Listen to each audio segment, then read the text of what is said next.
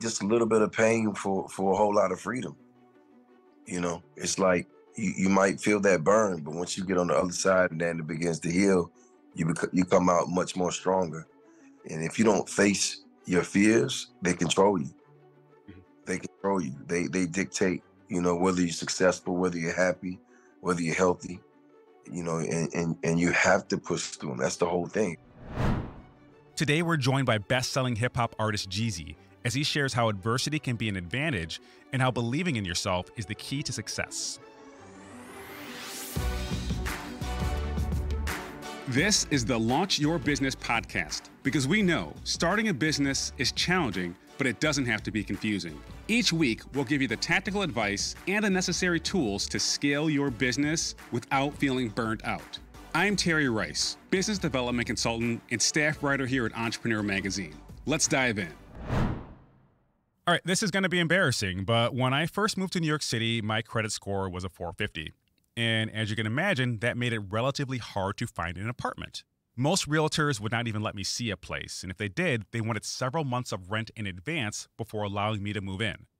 As you can imagine, if I could afford several months of rent, my credit score wouldn't be a 450. So how did I finally get an apartment? It was because of my sweatshirt. It had University at Buffalo printed on it. And while I was looking at yet another apartment, the building manager asked me if I went to college there.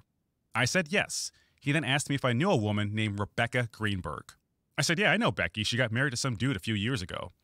Turns out that dude was the guy showing me the apartment. And even though my credit was horrible, Becky vouched for me and my character, and I was able to secure the apartment. And look, I wouldn't say it was the best apartment in the world, but with a 450 credit score, you can't be too picky. I was in a safe neighborhood, and the rent was affordable. My only complaint? Roaches. They were freaking huge, about an inch long, and I swear I saw one flying one day. I'd almost dread turning the lights on because I knew I was almost guaranteed to see one. I also avoided having guests over because of the sheer embarrassment. So how did I keep my spirits up? The answer? Thug Motivation 101. That was the first track off Atlanta rapper Jeezy's debut album. And although we had very different lifestyles, I instantly felt connected after hearing the first verse. And look, I can't rap, so I'll just say it in a somewhat rhythmic way. Here we go.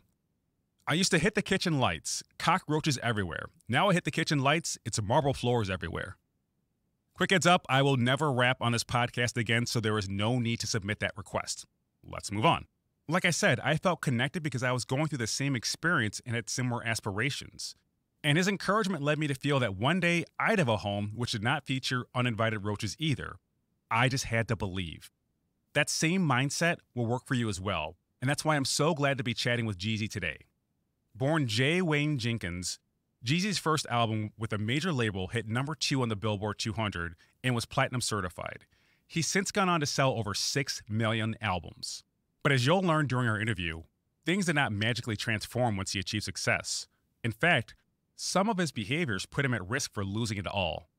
Fortunately, he was able to turn things around, and he shares those lessons learned in his new book, Adversity for Sale, You Gotta Believe, which recently became a New York Times bestseller. Today we'll chat about why pushing through adversity always leads to more freedom, the way forward from rock bottom, even if you don't have any support, and how improving his personal life improved his business and how you can do the same. What's going on, my brother? I'm good. You know, it's funny. Before we chatted, I want to bring up the fact that when I first moved to New York City, I was struggling. And literally, when I hit the kitchen lights, there were cockroaches everywhere. So listening to you in the background saying, you gotta believe, like, helped. But then I realized you also had that in your book. So I'm like, great, now I don't feel special for knowing that. But thank you very much. I appreciate that. Appreciate you having me, my guy. You know, that's the story of my life, baby. Yeah, well, I'm still waiting on the marble floors, but at least there's no roaches. So, Hey, it's coming. It's coming soon. appreciate that. So let's chat about you and about your book, Adversity for Sale. Do you mind just sharing what made you want to write the book in the first place, and even starting off with the subject, or sorry, the title? Where'd you go up with that title? So I go backwards to forward. The title was, I don't know, I just woke up one day and I was just like, wow, like this is it. Because I knew for me, when I started to understand what adversity was, it was a game changer, meaning that, you know, I thought life was just hard. right? And that's just how it works, especially coming from where we came from. But I started to learn along the way, like, hold up. Like when I got to that situation again, I was smarter, right? I was more resilient. I started to understand like there's a lot of data in this. You know what I'm saying? It's like data in how I'm losing, right? And it's almost like when you say wisdom, knowledge, there's a difference between the two. I started to really understand, like I started to gain a lot of wisdom, right? And I'm like, hold on, there's something about why I'm losing. And when I really started to break down adversity, I started to understand like this is a thing. And this is how skilled sailors are built, right? On rough seas. And I wanted to lean into that because I didn't want to tell people how successful I am. I don't want to tell you that I'm successful and I'm living this life and that's just the way it is. I'm telling you that I've failed my way into that. So adversity for self for me was like, let me frame it in a way that you understand that I lost way more than I won, and I'm going to give you that blueprint because that's the one you're really going to need. Actually, let's go take a step back. Help me out with this. Some people just struggle with adversity. They run from it. So what would you say to any of our listeners who are going through some adversity and they're just like not willing to face it, or they don't even want to put themselves in a situation to challenge themselves where they're experiencing adversity? What would you say to them to help them just push through that challenge they're having? I mean, just a little bit of pain for a whole lot of freedom. It's like you might feel that burn, but once you get on the other side and then it begins to heal, you come out much more stronger. And if you don't face your fears, they control you. They control you. They dictate, whether you're successful, whether you're happy, whether you're healthy, and you have to push through them. That's the whole thing. It's like they're gonna teach you something. But if you don't face them, it's like, it's like that boogeyman under your bed. You never want to just go look and see if it's really in there or in the closet. Just, you gotta face them. You gotta face them, face on. And I tell people, like, if you ain't never faced the devil, that means you guys are walking in the same direction. If you never came face to face with him. You know what I'm saying? Like that's the part of life that we all have to get stronger at, because there's gonna be that. Even when you're successful, there's a lot more adversity, right? It's bigger things at stake. It's more people's lives that you're making decisions that affect. So you have to go through that, and build that muscle so you can be strong and you can stand tall. And even if you make the wrong decision and you feel that pain again, you know that once you go back at it again and walk through this adversity, on the other side of that pain, there'll be freedom. Let's keep on talking about your book here, because you had these 4 pillars of success, essentially, and I'll read them off. Have a crystal clear plan, be disciplined, sacrifice, and you gotta believe. Can we I think people might be, they have an understanding of the crystal clear plan and the discipline. I think the sacrifice part is tough, right? Because whenever someone wants to go through a big change, like, oh, I want to do this, I want to do that. Great, you're still only 24 hours in a day. So what are you going to take away? And I think that's where they get stuck. Can you give people some guidance on how they can realize the value from sacrificing and how maybe it's helped you in your career as well? Well, you got to think long term. If you're not willing to do the things that are going to give you a healthier, happier, longer life, then you're not. What is it that you're doing, right? Because if you're not, working on healing yourself, right? Working on your physical health, right? Working on your mental health, right? Working on your finances. If you're not willing to take a sacrifice for those things, you're not going to achieve what you're trying to achieve anyway. So that means that your vices and your all these things control you. You don't control them. So discipline is the biggest key that I ever had when I was coming up, because that's the reason why I didn't become a drug addict like a lot of my friends at the time. That's the reason why, resort to alcoholism like a lot of my family at the time. That's the reason why I didn't, get caught up in my vices as far as women at the time. And I was able to focus on getting out of my situation because I was willing to do something that people don't do today to make sure that my future is better.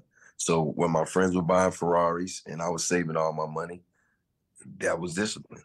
when I was taking my money and putting my money into my music career, that was discipline. There was a million things I could have bought, but I'm like, I'm staying focused on this, because if I do this right, I have my freedom at the end of it. So now on the back, when you see me living my life, you have to know I made a lot of sacrifices there, and there was a lot of temptation that I could have went for, but my discipline kept me strong. And even now to this day, my discipline keeps me active. It keeps me focused. It keeps me having hunger for knowledge and continuing to grow and continue to evolve, because it's the discipline. I know if I don't have that, I don't have anything. Your point about discipline, I'm big on too, because I believe that discipline is destiny, right? So the habits you have around your life right now, that's foreshadowing your future. And if you want to change your future, change your habits, and there you go. So I appreciate that. Bad habits equal bad life. Good habits equal great life. That's how it works. You know, and success is habits. You got a bunch of great habits. You're gonna have some type of success at the end of that. Like it's not gonna go backwards. But if you got bad habits, you already know. To start a business, what's the first thing you need? Exactly, a big idea. Now, once you have that big idea, you're going to need a technology partner with the network and security to help you get it out into the world. So is it possible to find a partner with all the solutions a new business needs? It is with Comcast Business. They have the largest, fastest, reliable network for small businesses, plus gig speed Wi-Fi to power every employee and all the devices that get the work done.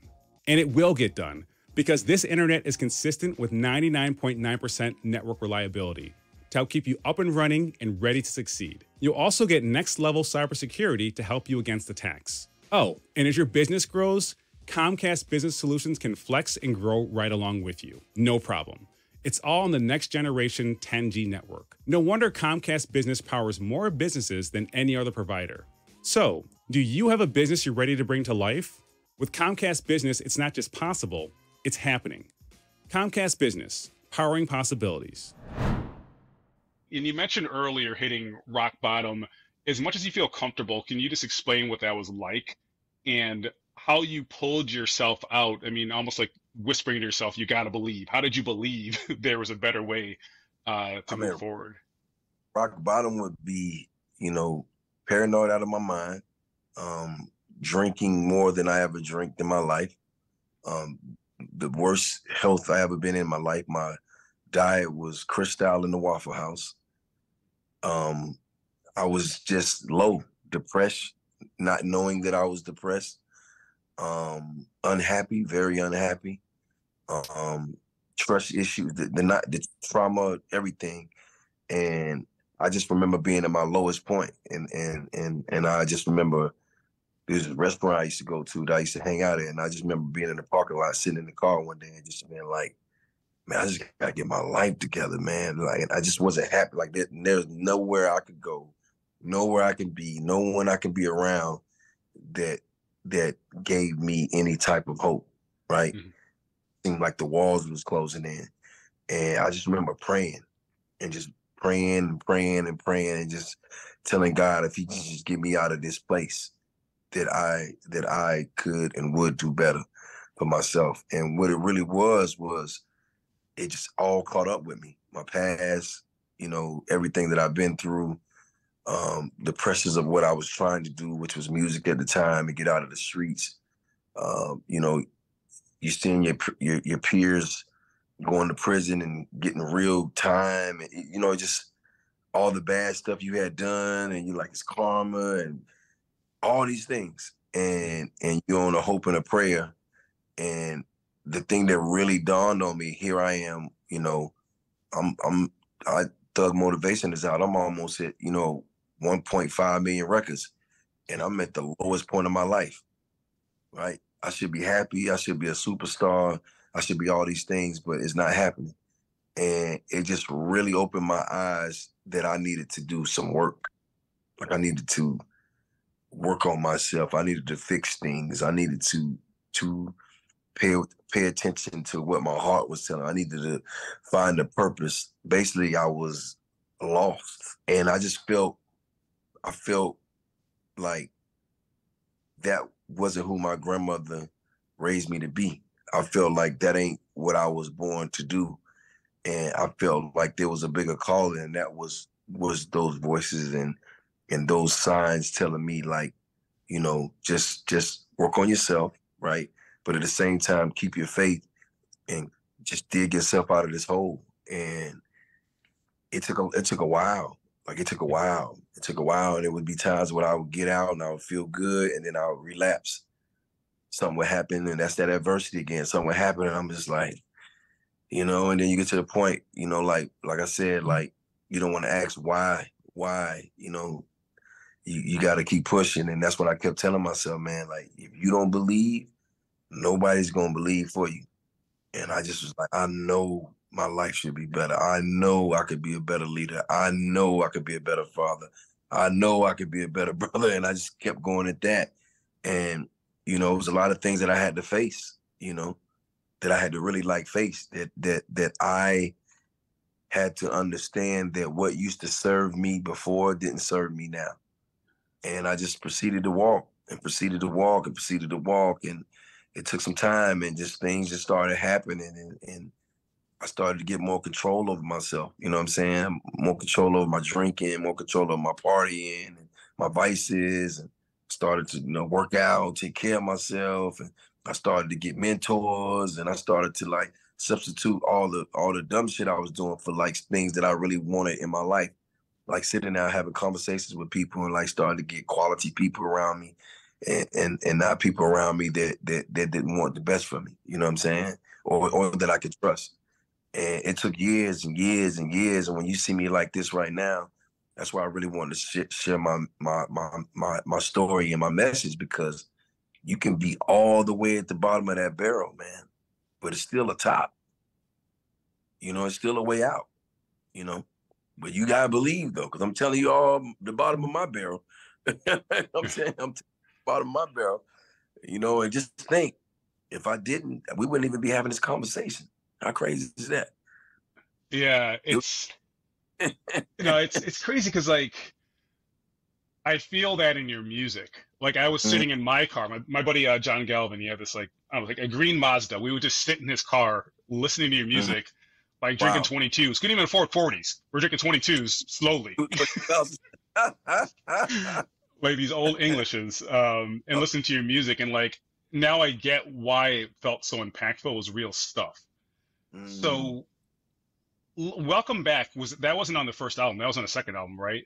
Because that feels like it was on a Recession. It was on the third album. Because that feels like, all right, like, now I'm on top of my game. Like, I controlled my vices. Like, you just seemed like you were hitting it. No, you're absolutely right, because it went Trap or Die. When Streets is Watching, Trap or Die, Thug Motivation, which was the first album, and The Inspiration. So all that time, that's when I was going through everything I was going through. Session was what Welcome Back was on, and that's the first album that I recorded that I was reading, I was journaling, I was working out, I was fit, I was focused, I was clear, I was like, everything was there. Everything. Like, I went and read, I was studying, I was everything that I could do, because I just got fascinated by what was going on in the world. And I was out to dinner with these guys, but they were all concerned about this recession thing. And I'm just like, what the hell is a recession? So I Googled it, and I'm like, whoa, you know what I mean? So I started asking questions, and I'm like, how does it affect everybody? And they was telling me, and I was like, oh shit. Like, where I'm from, they call this a drought, right? But it's not on money, it's something else. So I'm like, oh man. So now I want to put it back in the music, because now, instead of just telling people what's going on in the hood, I'm understanding what's going on in the world. So you're absolutely right. Recession was the first time in my whole career that I felt like a superstar. It was the first time that I got up every day and I felt like I was on top of the world. And it was the first time that when I walked outside, I can feel the impact that record had in a major way. Like, it was like, you know, you had My President Is Black. You know, this is before he won. You had Put On, you had Welcome Back. And sonically, I knew exactly what I wanted to do with that project. Like, I knew, like, when going into it, when I was recording those records, I was intentional about every one. You may be familiar with Fiverr, the talent marketplace that connects freelancers to companies all over the world. What you may not know is that Fiverr has a business-friendly offering called Fiverr Pro.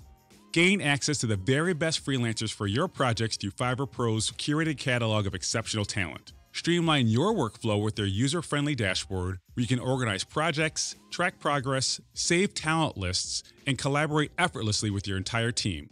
Designed to handle projects of any size, Fiverr Pro is the ultimate freelance solution for your business. And the best part, there are no hidden membership or subscription fees to get started. Find help with your next project by heading to pro.fiverr.com. That's pro.fiverr.com. I wish you were there on election night here in New York City when Obama got elected, because first I was at the 40/40 Club, and they're just bumping my president back to back. And then I went to Times Square, and they were playing it there too. So your music was like this reverberating through Times Square on his first election night. So yeah, it was like. I hopped in my Lamborghini, the blue Lamborghini, and was driving down Peachtree Road through Buckhead, Atlanta, with the doors up, playing My President's Back. Everybody's running up to the car. We did. I'm just like, yeah, we did. But in my mind, I'm like, because you got to think that song came out maybe 4 months before he won. Yeah, because I remember you said the date. You're like, it's June 2nd, whatever day it was. I remember everything. Like I'm not just a casual fan. You can probably tell by now. But but yeah, no, you're right. Yeah. Yeah. So, but the whole thing was, everybody's like, yo, why would you put that on the album? He's not gonna win. I'm like, oh, of course he's winning. Yeah, he's gonna congratulate you already. I remember. Yeah. Right. Already, and I stood on that, and it also made you look like a prophet. But I knew in my heart that he had to win, and there's a lot of stuff that we did in the city, and it's crazy because I know he know that helped as well, right? And they invited me to a correspondence dinner shortly after that, and I arrived, and the Secret Service told me I couldn't come in. So I got turned around in New York, came back to Atlanta, was like disappointed, angry, all the things, and about 6 months later, I'm on maybe like 2 years later, I'm on tour in Europe, and my mom calls me, and she goes, "Hey, baby, did you hear when the president shouted you out?" I was like, "He shouted me out. He wouldn't even let me in the dinner." She's like, "I'm telling you, he shouted you out." I said, "Well, tell my sister to send the clip." And she sent the clip, and he said, "My first term, I went with Al Green. My second term, I'm going with Young Jeezy." Oh, wow. Wow. But that let me know two things. One thing is he had ice in his veins because he saw me. But the second thing was, it let me know that my past, unlike a lot of people who do what I do, it was real. And it was real enough for him to know we couldn't stand in the same place while he was in office. You see what I'm saying? And I had to respect that, because I got friends that I know that I love, but while I'm doing this right now, we can't stand in the same place. Yeah. You know what I'm saying? Yeah. Right. I got relatives like that. Right. You feel me? All right. Yeah. So shout out to Obama, because I respect that. You know what I mean? I respect that. Yeah. Well, Jeezy, this has been amazing. This is actually a dream come true to me. So I appreciate it. But I do want to let you go. So just parting thoughts that you might want to share with our audience before we part ways here. Wow, man. Just that it's never too late. It's never too late. It's never too late to change. It's never too. Let me rephrase that. It's never too late to evolve, and you should start by giving yourself permission to. And I hope that in every one of these pages and every one of these words, there's something in this book that can help you, like it helped me, and that when in doubt, you just gotta believe. You gotta believe. And that's our show for today. You can learn more from Jeezy by following him on Instagram at Jeezy, that's Jeezy. And I highly suggest checking out his new book, Adversity for Sale, You Gotta Believe, available wherever books are sold. Lastly, if you got value from this episode, help us spread the word by sharing on social and leaving a review. Thanks again for listening, and I'll catch up with you next time. Apply what you've learned on today's show. You'll find the show notes and more resources at terryrice.co/podcast. Again, that's terryrice.co/podcast. And the best way to support this podcast is by subscribing, telling a friend, and leaving a review. Also, you can get more tips by following me on Instagram at @It'sTerryRice or follow me on LinkedIn. This episode was produced by Josh Wilcox of Brooklyn Podcasting Studio and edited by Dan Lardy. Special thanks to my wife, Dominique, for keeping our kids relatively quiet as I recorded. Thanks again for listening. I'll see you next time.